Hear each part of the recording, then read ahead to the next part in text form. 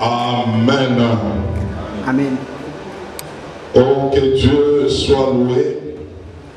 Nous sommes toujours dans notre enseignement, vivre dans un nouveau départ. Et le dimanche passé, nous avions vu le sous-thème en Christ.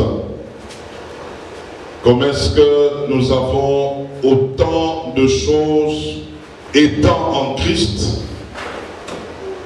Et nous avions dit qu'en Christ, nous sommes déjà bénis. Nous ne serons pas bénis, mais nous sommes déjà bénis. Et aujourd'hui, nous avons un autre sous-thème. Nous disons, en Christ, nous avons une grâce excellente. En Christ, nous avons une grâce excellente. Nous avons quelques textes à lire. Le premier, nous sommes dans Jacques chapitre 1, versets 16 à 17. Jacques chapitre 1, versets 16 à 17. Écoutons ça. Ne vous y trompez pas, mes frères bien-aimés. Toute grâce excellente et tout don parfait descendent d'en haut, du Père des Lumières, chez lequel il n'y a ni changement, ni ombre de variation. Toute grâce excellente vient d'en haut. Ah, nous allons comprendre quelque chose ce matin. Je dis encore, tu ne seras pas béni, mais tu es déjà béni. Amen. Tu ne cherches pas la bénédiction est déjà avec toi. 1 Corinthiens chapitre 15, verset 10. 1 Corinthiens chapitre 15, verset 10. Écoutez ça, mes frères. Par la grâce de Dieu, je suis ce que je suis. Et sa grâce envers moi n'a pas été vaine. Loin de là, j'ai travaillé plus que tous. Non pas moi toutefois, mais la grâce de Dieu qui est avec moi. Amen. Romains chapitre 12, verset 3 et le verset 6. Romains chapitre 12, verset 3 et le verset 6. Par la grâce qui m'a été donnée, je dis à chacun de vous de n'avoir pas de lui-même une trop haute opinion, mais de revêtir des sentiments modestes selon la mesure de foi que Dieu a départie à chacun. Verset 6. Puisque nous avons des dons différents selon la grâce qui nous a été accordée, que celui qui a les dons de prophétie l'exerce selon l'analogie de la foi. Je voudrais souligner ici selon la grâce qui nous a été accordée. Et nous écrivons pour ceux qui écrivent 2 Corinthiens chapitre 10, verset 13 à 14. 2 Corinthiens 10, verset 13 à 14, écrivez ça. Et puis écrivez encore 2 Corinthiens 12, verset 9. Nous allons exploiter ce passage. 2 Corinthiens 12, verset 9. Et nous lisons Éphésiens chapitre 4, versets 5 à 7.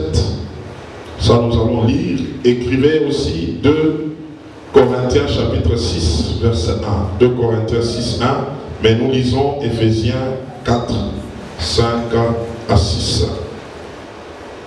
Éphésiens 4, 5 à 6. Écoutez ça très bien. Ah, je vois quelqu'un est déjà béni ici. Amen. Il y a un seul Seigneur, une seule foi, un seul baptême, un seul Dieu et Père de tous, qui est au-dessus de tous et parmi tous et en tous. Écoutez maintenant le verset 7. Mais à chacun de nous, la grâce a été donnée selon la mesure du don de Christ. Chaque enfant de Dieu a une mesure de grâce. Alléluia. Gloire au Seigneur. Nous avions dit dimanche, selon Éphésiens chapitre 1, verset 3, que nous sommes déjà bénis en Christ. En Christ, il y a toutes sortes de bénédictions. Maintenant, le problème de plusieurs, c'est que beaucoup sont ignorants qu'ils sont déjà bénis. Et d'autres encore, ils ne savent pas comment prendre ce qui est à eux. Comme l'histoire du fils aîné que nous avions vu dimanche passé. Il ne savait pas que tout ce qui était à son père était à lui. Et par conséquent, il ne savait pas comment le prendre. Il vivait comme si quelqu'un n'avait toujours rien. Mais ce matin, nous allons comprendre quelque chose. Tu vas localiser ce qui est à toi et tu sauras comment t'en servir. Que Dieu soit loué. Jacques 1 est en train de nous dire au verset 16 à 17, ne vous y trompez pas. Toute grâce excellente vient d'en haut, du Père des Lumières, là où il n'y a ni changement, ni ombre de variation. Ne vous y trompez pas. C'est comme ça qu'il commence au verset 16. C'est qu'il y a des gens qui confondent des choses. En réalité, c'est des choses qui viennent de Dieu, mais il y a d'autres qui peuvent les avoir comme si c'était à eux, comme s'ils se sont pour monnaie pour les avoir. Mais ici, Jacques est en train de nous amener à comprendre que ce qui vient de Dieu a une marque excellente. L'excellence est le partage de notre Dieu. Quand quelque chose vient de Dieu, la chose a toujours une marque excellente. Avant d'avancer, j'aimerais qu'on comprenne d'abord la définition de la grâce. Et beaucoup définissent cette grâce selon que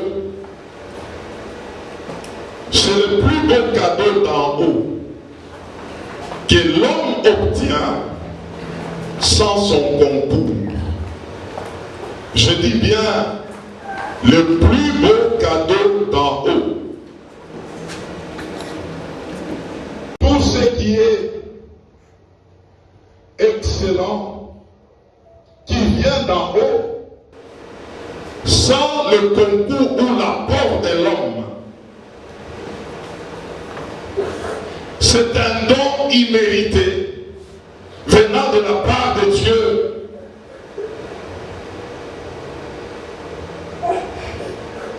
Et Dieu a déjà donné à chacun de nous ces beaux cadeaux d'en haut. Chaque personne le possède, mais à chacun sa mesure. Alors nous allons comprendre quelque chose.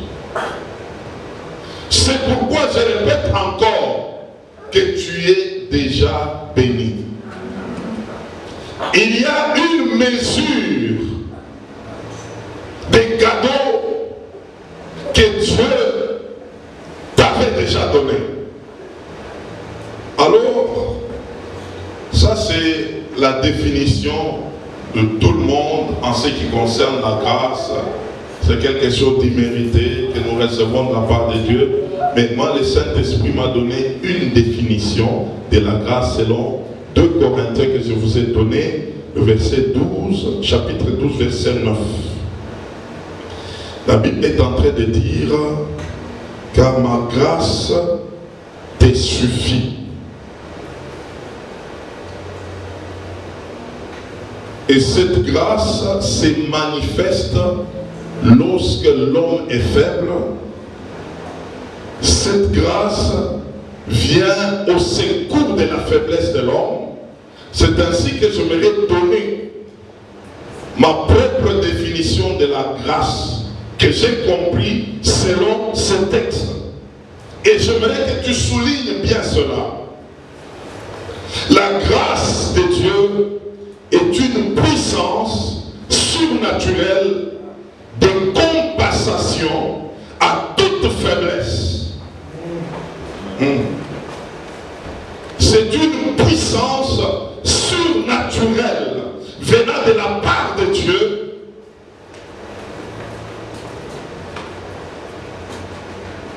et cette puissance surnaturelle a une dimension de compensation à toute faiblesse, à toute insuffisance, à toute limitation humaine. Là où l'homme se limite, la grâce de Dieu s'élève.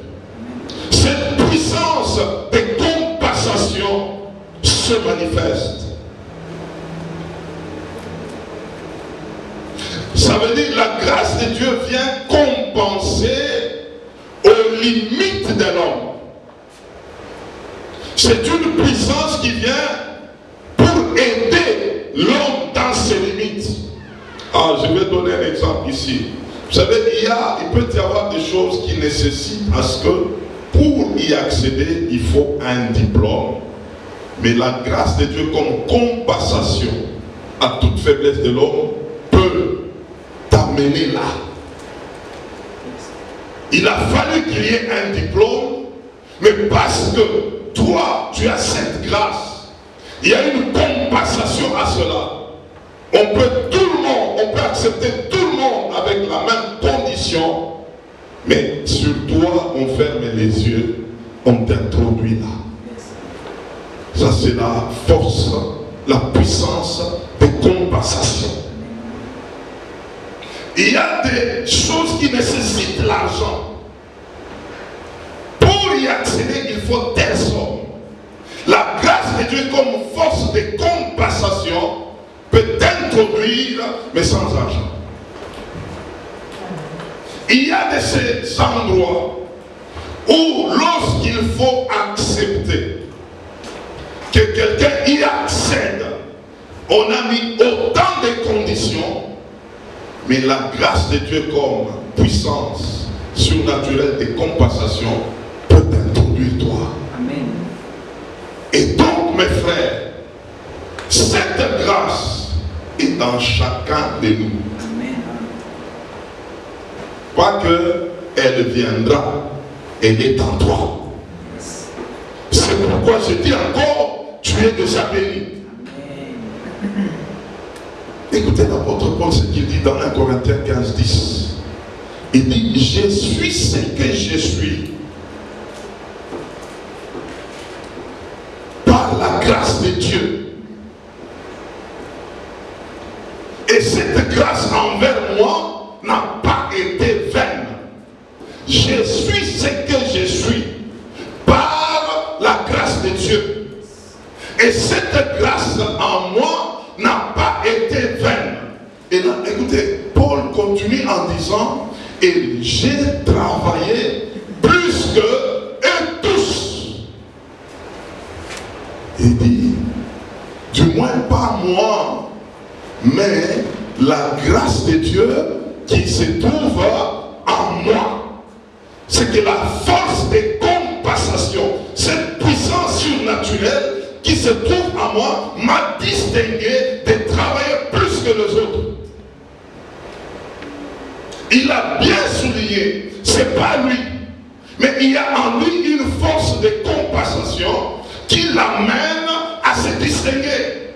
C'est pourquoi un enfant de Dieu, même là où tout le monde peut échouer, la grâce de Dieu comme puissance de compensation peut l'amener à ne pas échouer. Oh, que Dieu soit loué. Amen. Alors, j'aimerais dire que tout né de nouveau a cette puissance de compensation, a cette grâce. C'est la portion que Dieu a mis dans chacun de nous. Maintenant, qu'est-ce qui se passe?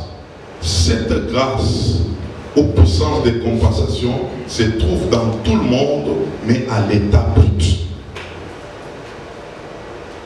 Vous savez, frère, tu peux ne pas découvrir que quelque part il y a de l'or, parce que l'or est enfoui sous la terre. L'or à l'état brut, c'est de l'or. Mais ça nécessite un travail. Et c'est là que plusieurs ne comprennent pas cette affaire. Tu es déjà béni. Il y a déjà une grâce en toi, mais cette grâce est à l'état brut. C'est ça le problème. Comme c'est à l'état brut, tu ne découvres pas. Et tu dis quoi? Je ne suis pas béni, j'attends que Dieu fasse quoi? Me bénisse. Et Dieu te regarde et dit, mais je t'ai déjà béni. Ça y est là, ça y est là. Mais l'état est comment? C'est à l'état brut. C'est à l'état brut. Ah, nous allons découvrir quelque chose de merveilleux ce matin. Quand quelqu'un comprend qu'il a une mesure de grâce en lui, il ne peut jamais être jaloux dans sa vie. Parce que ce que toi tu peux avoir, moi aussi j'ai quelqu'un d'autre, quelque chose d'autre. Et avec moi, je peux aussi prier selon la mesure de la grâce que j'ai. Alors celui qui ne comprend pas, il peut avoir des crampes d'estomac lorsqu'il est en train de voir quelqu'un en train d'avancer. Mon frère, tu es déjà béni. Il y a une grâce excellente en toi. Mais le problème, ça se trouve à l'état brut. À l'état brut. Tu ne comprends pas. Tu es en train peut-être même de regarder quelqu'un et dire, si je pouvais être comme lui. Non, non, toi tu es toi. Amen. Et tel que tu es là, la grâce de Dieu te suffit. Amen. Elle te suffit. Dieu sait pourquoi. Il t'a créé ainsi et il a mis en toi une mesure qui est proportionnelle à ta raison d'être sur la terre.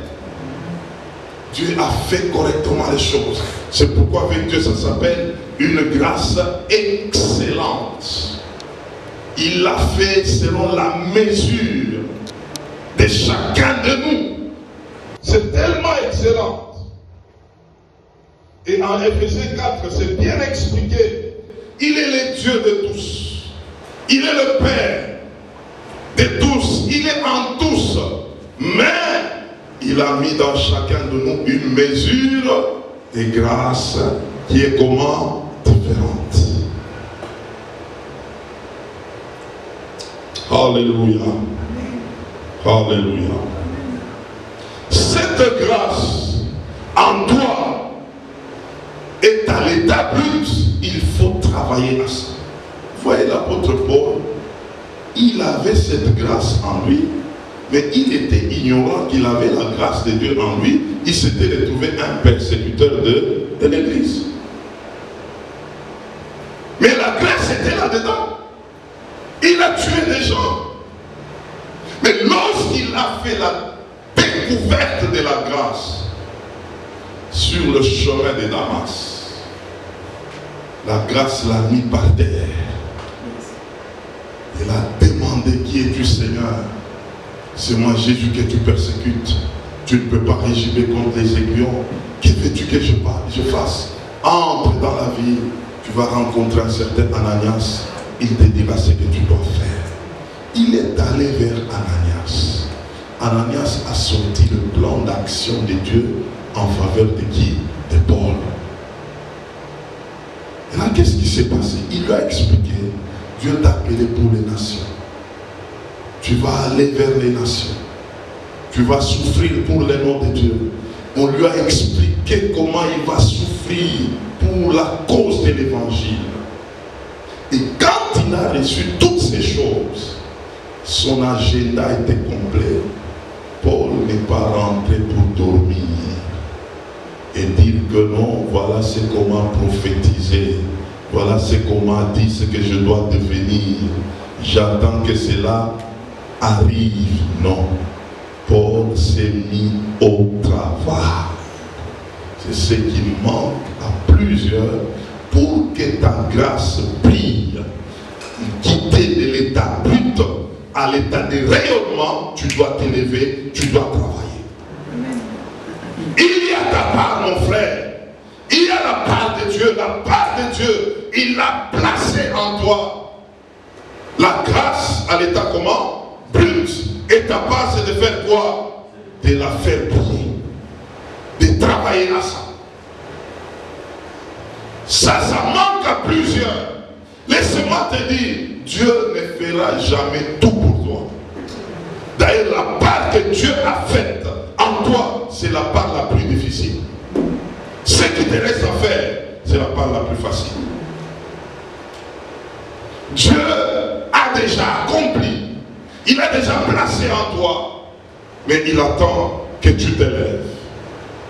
Vous savez, mes frères, Paul, d'après les commentateurs, après sa rencontre avec Jésus, il est allé chez Ananias. Quand on lui a donné le programme, cet homme s'est retrouvé, il s'est dirigé vers le désert d'Arabie. Il a passé près de 3 ans et demi en train de prier. En train de faire quoi? De prier. C'est là qu'il a reçu autant de révélations. Il est allé chercher Dieu. Il est allé se présenter devant Dieu. Qu'il comprenne les choses. Et Dieu s'est mis à lui expliquer les choses. Pour que ta grâce puisse briller, il y a des choses que tu dois faire. Et c'est ce que nous voulons voir ce matin. Parce que beaucoup d'enfants de Dieu, ils sont là toujours. Et vous allez voir même des gens qui quittent des églises en église. Ils sont à la recherche de quoi? De la bénédiction. Il y a d'autres, même quand on leur parle, oh non, venez ici, ici on va vous bénir, Dieu va vous visiter, Dieu va faire ceci. Et les gens se retrouvent, ils deviennent instables et jusqu'à ce qu'ils peuvent même abandonner un jour. Je vais te dire, tu es déjà béni. La grâce est déjà en toi. Mais c'est à toi de la faire briller. J'ai souligné 4 choses auxquelles nous devons faire l'exercice pour que nous puissions voir des choses qui sont déjà en nous. Ce n'est pas que tu vas les prendre ailleurs. C'est des choses que Dieu avait déjà placées en toi. Lisons 1 Corinthiens chapitre 9, verset 24 à 27. C'est là que nous voulons tirer du moins pour aujourd'hui, parce que nous allons continuer. Nous n'allons pas nous arrêter ici. Ne savez-vous pas que ceux qui courent dans le stade courent tous, mais qu'un seul remporte le prix? Courez de manière à les remporter. Tous ceux qui combattent s'imposent toute espèce d'abstinence, et ils le font pour obtenir une couronne corruptible. Mais nous faisons-le pour une couronne incorruptible. Moi donc je cours non pas comme à l'aventure. Je frappe non pas comme battant l'air, mais je traite durement mon corps et je le tiens assujetti, de peur d'être moi-même rejeté après avoir prêché aux autres. Paul a compris quelque chose. Premièrement, pour que tu vois ta grâce briller, il faut t'engager. L'engagement.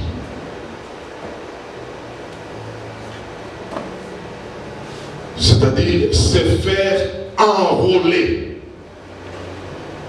Vous savez, lorsqu'on veut pratiquer une discipline sportive, on s'engage, on s'enrôle et on te donne tout ce qu'il faut faire afin de te conformer à la discipline que tu as choisie.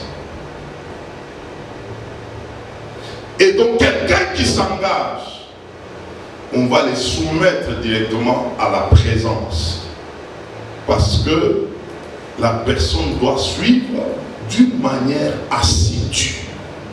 Parce que la personne veut obtenir un résultat, non pas seulement un résultat, mais un résultat excellent.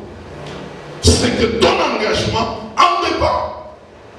Combien de gens comprennent aujourd'hui que les choses de Dieu nécessitent un engagement?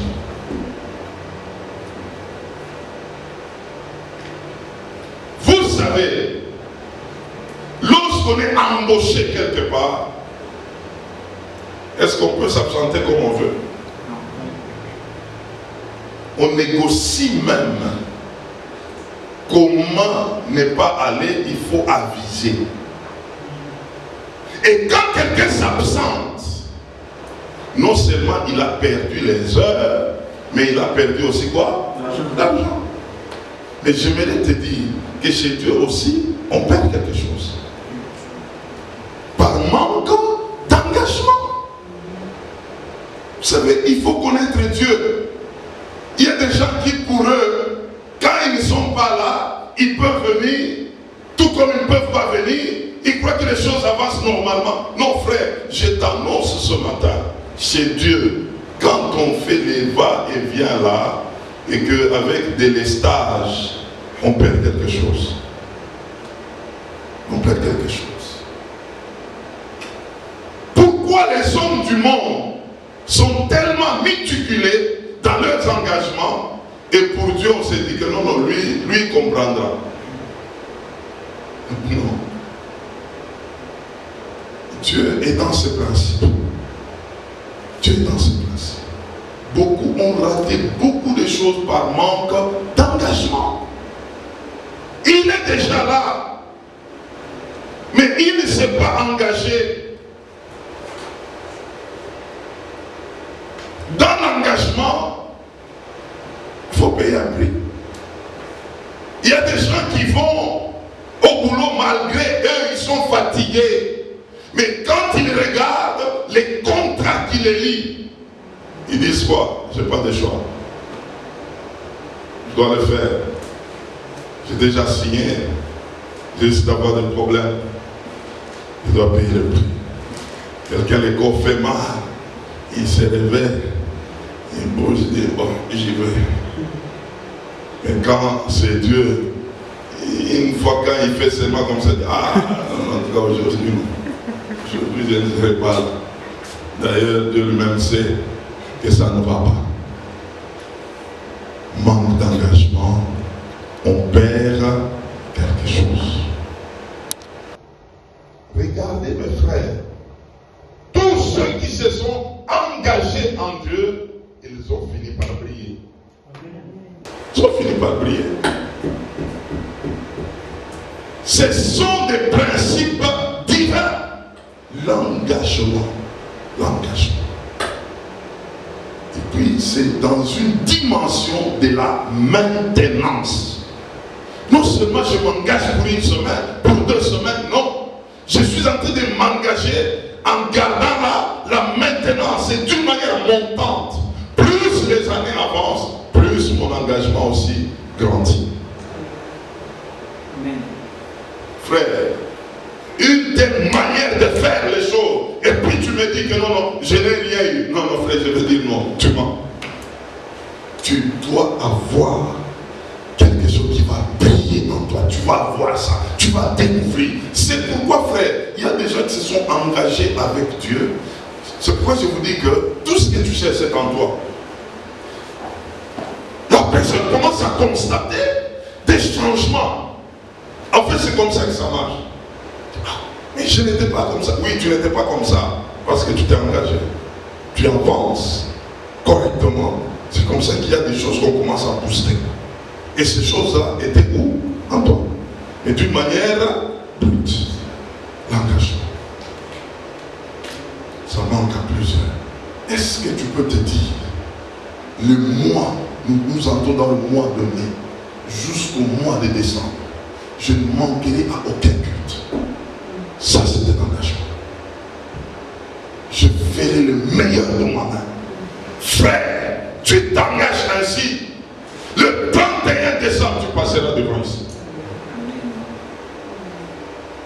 ça. Je dis, oh non, en tout cas, Dieu, en tout cas, je ne comprends pas. Je ne comprends pas, il ne fait pas. Depuis que j'ai commencé à marcher avec lui, tu t'es engagé que chez César. Chez César, là, on te connaît. Mais chez Dieu, là, il comprendra, mais il est obligé de faire. Dieu te regarde et dit, je suis au ciel, frère. L'engagement. Deuxièmement, la discipline personnelle ou l'autodiscipline. Paul est en train de dire ici, tous ceux qui combattent s'imposent toute espèce d'abstinence, mais pour des couronnes incorruptibles, des couronnes corruptibles. La discipline personnelle, la dimension de la discipline, j'aimerais que tu comprennes cette dimension. C'est la notion de faire quelque chose sans aucune supervision. Est-ce que quelqu'un me comprend? Oui. Vous savez, il y a des gens, lorsqu'il veut faire, il faut qu'il y ait seulement quelqu'un à côté de lui. Quand il n'y a personne, il se frotte les mains. Il dit, si on ne me voit pas, je suis seul, je dors. Mais dans la discipline personnelle, on est en train de travailler sans qu'il y ait une supervision de quelqu'un. Je me donne des disciplines personnelles. Je peux dire, je commence à m'élever tôt. Avant d'aller chez César, je dois me mettre devant Dieu. Je me donne une discipline, soit de fermer mon ventre pour tel jour, afin de chercher la face de Dieu. Je me donne une discipline que dans chaque semaine, je dois lire des portions des Écritures. Je me donne une discipline que je dois chercher la face de Dieu dans telle et telle heure, à telle heure. Frère, quelqu'un qui s'engage ainsi, il va découvrir des choses en lui.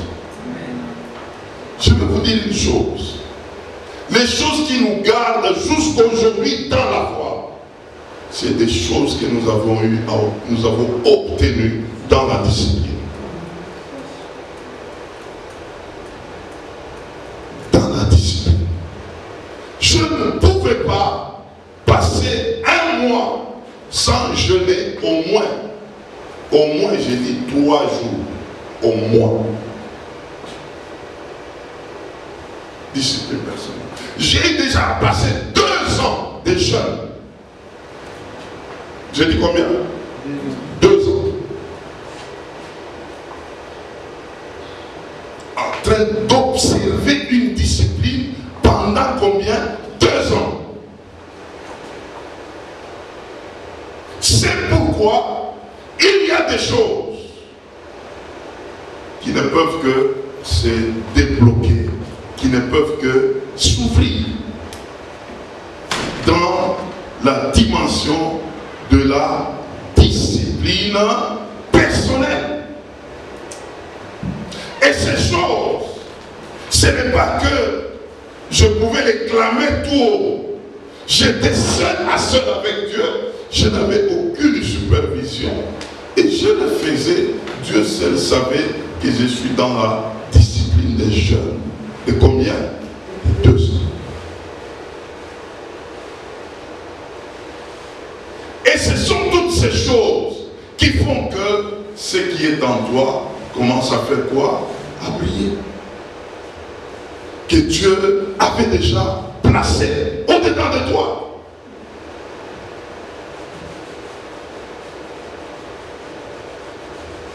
Combien de gens se donnent des disciplines personnelles, même par rapport à la télé, par rapport à l'internet, par rapport aux choses qui passent devant nos yeux, qui peut se donner une discipline comme ça. Et quelque part, c'est en train de céder la place à ce qui est en toi de faire quoi? De sortir. À ce que cet or de l'or qui se trouve en toi à l'état brut puisse briller. Il y a quelque chose en toi, mais qui est étouffé par les choses de ce monde, étouffé par la distraction, étouffé par le train de ce monde, et tu te retrouves, tu es en train de dire, je n'ai rien, Dieu ne m'a pas encore béni. Ça se trouve en toi, mais il te faut une discipline pour que la chose se manifeste.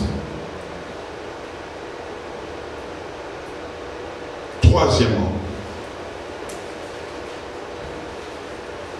Paul est en train de dire, je cours, mais elles n'ont pas comme à l'aventure. Ici nous disons les sérieux. Les sérieux manquent à plusieurs dans les choses de Dieu. Les sérieux. Il y a des gens qui jouent avec leur propre avenir par manque de quoi? De sérieux. Dieu sait si ce que nous faisons, nous sommes sérieux ou nous faisons des aventures. Il sait. Vous savez, quelqu'un peut avoir même du succès aux yeux des hommes, mais s'il n'est pas sérieux devant Dieu, c'est rien. Les sérieux. Les sérieux, c'est quand l'homme devient conscient de sa propre vie. Il est en train de se regarder lui-même. Où est-ce que je vais? Dans 10 ans, que sera ma vie? Comment ça va se passer? Je suis en train de perdre de l'énergie. Les années sont en train d'avancer.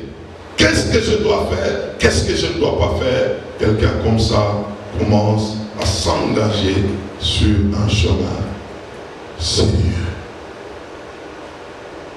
Mais quand on ignore toutes ces choses, on peut servir Dieu comme par aventure, comme par mouvement. Et il y a autant de mouvements aujourd'hui au nom du Seigneur. J'ai toujours dit, ça n'engage que moi, je ne peux pas accepter que nous sommes dans l'église de Dieu, nous devenons comme dans une boîte de nuit. Ah. Avec des jeux de lumière. Non. On a vu ces choses de l'autre côté. Lorsque nous étions de l'autre côté, mais ces choses-là ne doivent pas nous suivre de ce côté. Non. Non. Ça devient une manière de transporter le monde et de l'introduire dans l'église. Vous savez, quand vous dansez, les danses là, vous pensez à qui? Un frère. Yamba Yesu, Yakana Yesu, Yesu de Bokosi, Yesu. Est-ce qu'on pense à Jésus? Quand on fait, on est en train de rappeler, on pense à Jésus.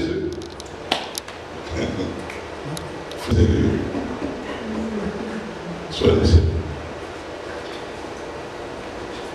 Si tu es conscient, tu es tenté de prendre quelque chose de l'autre côté là, tu l'amènes ici. J'étais quelque part, c'était en Afrique au Zimbabwe. Quand nous sommes dans l'église, on veut faire monter l'orateur. Et on dit, bon, maintenant avant que l'orateur ne monte, on va d'abord louer le Seigneur. Et parce que nous avons froid, il faut qu'on se réchauffe d'abord. Que nous soyons chauds avant d'écouter le message. On va se réchauffer là quand il faisait encore très froid là, vers le mois de juin, le mois de juillet, on va d'abord se réchauffer. Donc la louange devient un moyen de faire quoi? De se réchauffer. Ça perd de sens. On loue Dieu, on adore Dieu, on chante Dieu. Et je me le dis et je le dis ce matin, même la chorale, sachez sélectionner les cantiques. Ne chantez pas les hommes. Ne chantez pas des choses. Chantez Dieu. Adorez Dieu. Dites Dieu dans vos chansons. Dites Dieu dans votre adoration. Dites Dieu. Ne chantez pas les choses. Oh, je veux devenir grand. Oh, quoi encore? Dieu va te bénir. Dieu va faire ceci. Chantez Dieu. Mettez Dieu au centre de vos cantiques. C'est Dieu que nous chantons. C'est Dieu que nous proclamons. Alors, il y a tout ça qui ont fait que il y a des gens, ils peuvent même solliciter la chorale. Mais en réalité, c'est parce qu'ils veulent se retrouver dans ce qu'il était de l'autre côté. Mais si nous comprenons que nous faisons pour Dieu, nous allons nous réglementer parce que c'est lui qui nous regarde, c'est qui? C'est Dieu. C'est là le problème.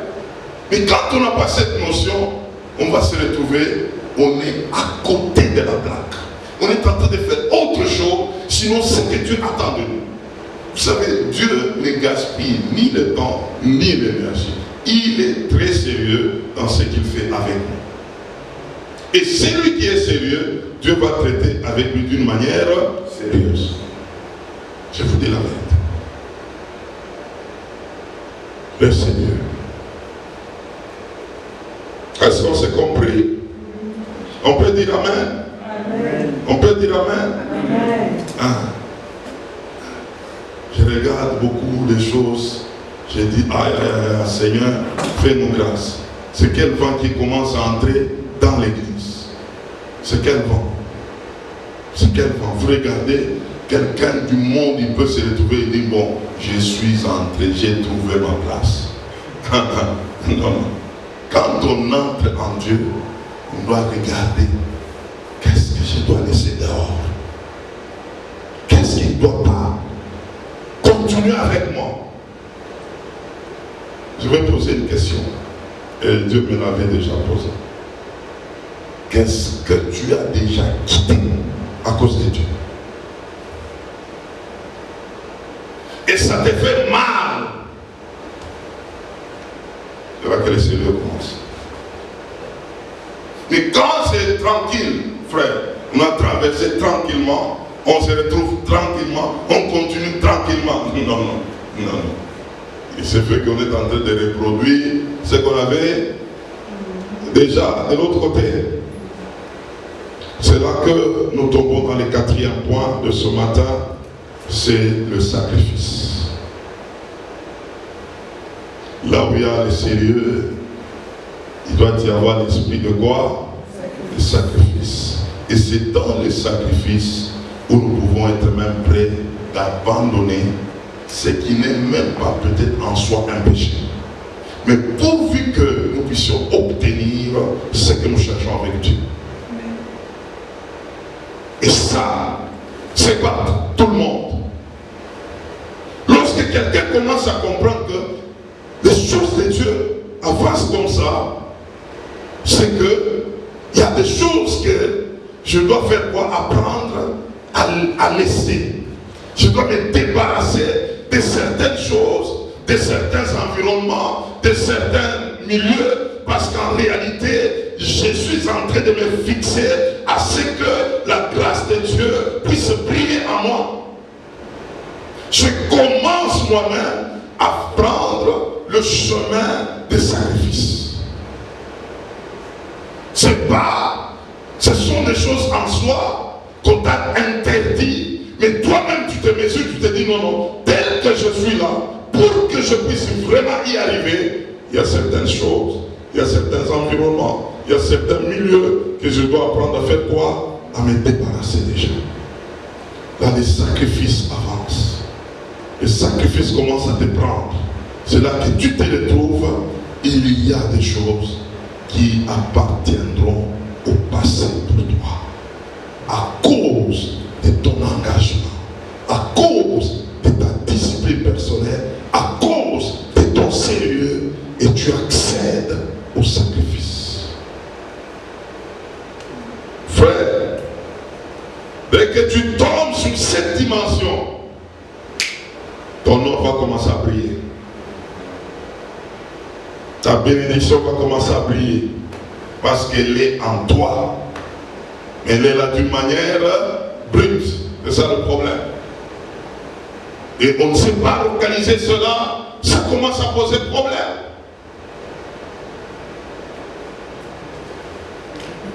Alors je vais terminer.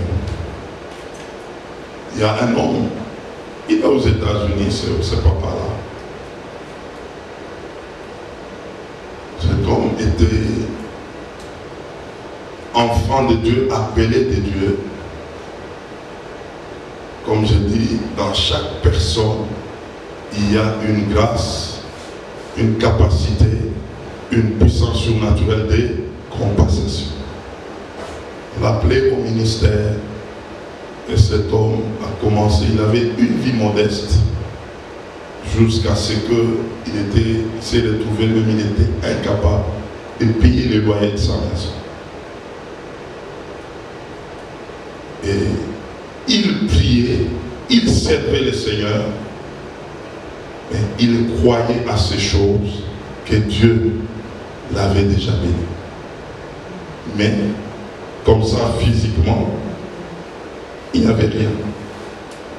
Et c'est comme ça que cet homme, un jour, il devait payer le loyer. Il n'avait pas d'argent. Son bailleur l'appelle. Il dit, mais tu vas me payer quand? Il dit, non, bon, je viens demain, je viens m'expliquer. Il va voir le bailleur et lui dit, bon, je n'ai pas l'argent, mais tu peux me donner quelques jours, je vais chercher. Le bailleur le regarde et dit, non, moi je vois, tu ne vas pas me payer, tu n'as pas l'argent. Moi je vais te donner un boulot. Un boulot, oui. Viens avec moi, tu vas travailler chez moi. J'ai ma maison de photographie. Comme ça, tu vas commencer à prendre les photos. Et je n'ai jamais fait dire, non, je vais t'enseigner comment faire. Il entend. Comme un beau, on lui dit, va. Il est allé. Et puis bon, on lui explique comment on va faire, comment on prend les photos, comment on prend des poses, ainsi de suite, et puis comment on peut transformer maintenant ces photos, boîte noire, comment ça se passe là. On lui explique toutes ces notions-là. Le monsieur a commencé à faire. Et maintenant, lui, avant de commencer son travail, il commence à Rabashikereba, Yakarabashikereba. Donne-moi l'intelligence, Saint-Esprit. Rokorobashikereba. Il prie et puis il commence le travail. Mes frères, c'est authentique ce que je vous dis parce que je peux même vous donner une référence pour vous l'écouter lui-même. Cet homme, il a commencé à prendre les photos, mais ces photos avaient une autre qualité. Alors le propriétaire, quand il a vu la qualité de ces photos, il l'appelle. Il dit, mais comment tu fais ça? Parce que j'avais raté un marché où on m'avait demandé une telle qualité. Je veux reprendre le contact avec ces gens parce qu'il faut qu'on gagne ce marché.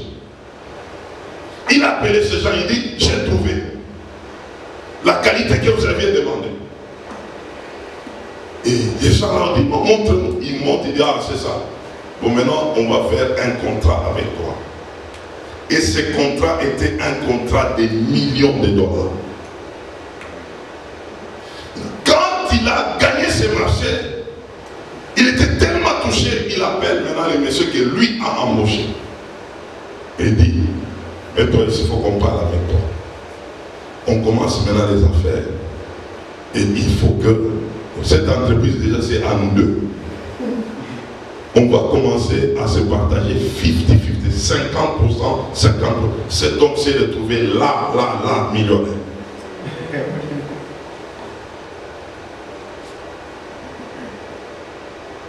Ils ont fait le marché, les millions sont entrés.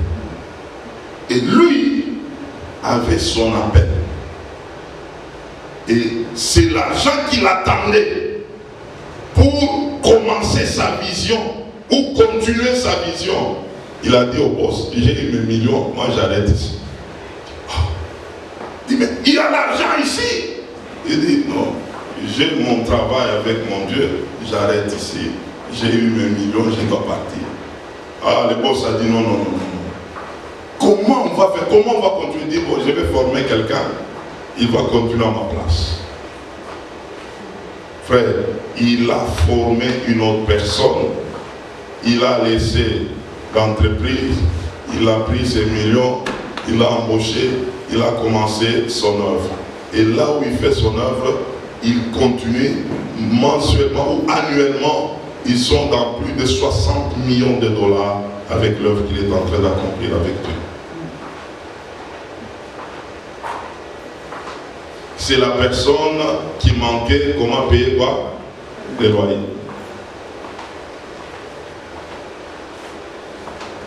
La grâce était où? En lui. C'est comme ça que je te vois. C'est comme ça que je te vois. Dieu, quand tu mets ces choses, c'est pourquoi je ne crois jamais, frère, à l'échec. Je ne crois jamais à une vie médiocre. Non, servons seulement. Non, ce n'est pas servons seulement. Nous devons briller, frère. Nous devons briller. Nous devons briller. Il ne faut pas avoir des palpitations quand tu vois quelqu'un avancer là. Laisse-le avancer. Il peut avancer. Il a autant de jours, autant d'années devant lui. Mais sache que toi aussi, il y a une grâce au-dedans. C'est là-dedans. Et tu ne vas pas passer comme ça, comme quelqu'un qui est venu accompagner les autres. Non. Il y a des choses qui vont s'accomplir clairement en partant de dedans de toi. Que Dieu bénisse sa parole. Amen.